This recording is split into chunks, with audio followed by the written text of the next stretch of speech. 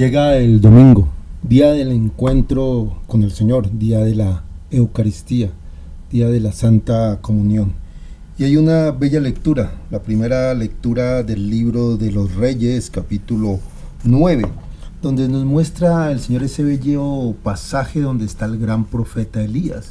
Y el profeta Elías se encierra en una cueva, en la cueva de Horeb, en el monte de Horeb, que se denomina monte de Dios. Y allí el Señor le dice que va a pasar. Entonces, en primer lugar, pasa una tormenta muy fuerte. En segundo lugar, pasa el fuego. Y en tercer lugar, pasa un terremoto. Y Elías se queda quieto allí, porque sabe que en el terror, en el miedo, no está Dios.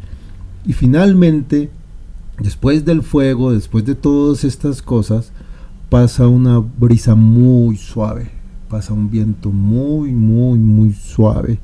Y al escuchar ese susurro, Elías se cubre el rostro con el manto, por respeto al Señor, porque en ese tiempo pues ellos se cubrían el rostro, agachaban el rostro, porque les daba temor ver a Dios cara a cara, ¿no? Porque ver a Dios cara a cara, pues era prácticamente la muerte. Nosotros vamos a ver únicamente a Dios cara a cara cuando la hermana muerte nos llame. Y allí estaba la presencia de Dios. Y eso nos indica que es un Dios misericordioso, un Dios que observa, un Dios que nos escucha en medio de las dificultades, en medio de las tristezas, en medio de nuestros errores, para corregirnos y, como buen padre, hacernos pagar las consecuencias de esos pecados. Por eso el Salmo 84 tiene una frase muy bella: voy a escuchar lo que dice el Señor. Qué bueno aprender a escuchar los signos, ver y observar las señales que nos da el Señor cuando estamos en nuestro diario vivir. Muchos de nosotros a veces no aprendemos a escuchar los signos, a trabajar los signos, a mirar los signos.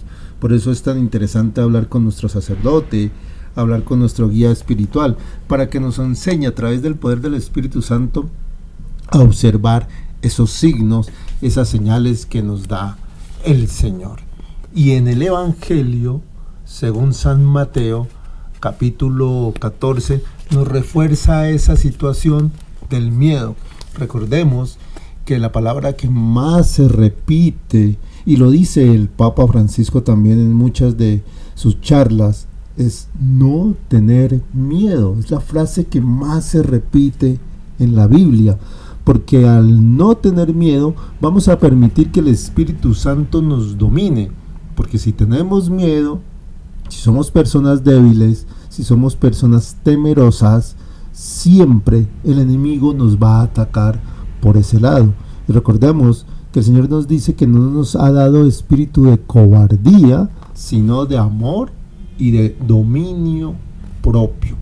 Por eso nos tenemos que encontrar con el Señor. En el Evangelio según San Mateo capítulo 14 dice que el Señor subió al monte a solas a orar.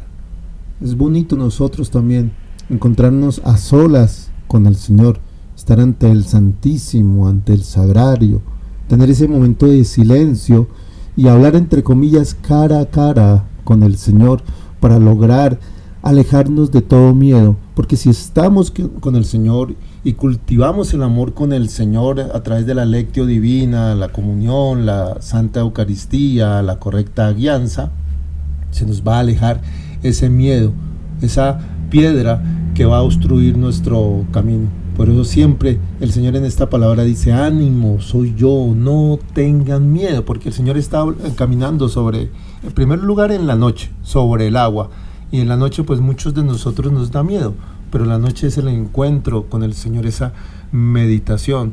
Y Pedro le pide caminar hacia allá, y camina sobre las aguas, pero en un momento se hunde. ¿Por qué? Porque le da miedo, se le va la fe. Y el Señor le dice: hombre de poca fe, ¿por qué has dudado?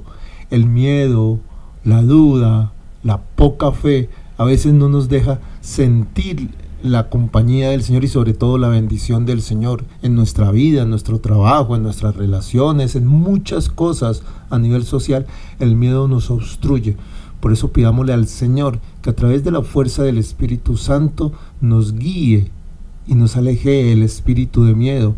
Pidámosle siempre a la Santísima Virgen María llegarnos a ese nivel de tener un inmenso amor a las cosas de Dios y alejarnos del miedo para sentirnos verdaderos hijos de Dios.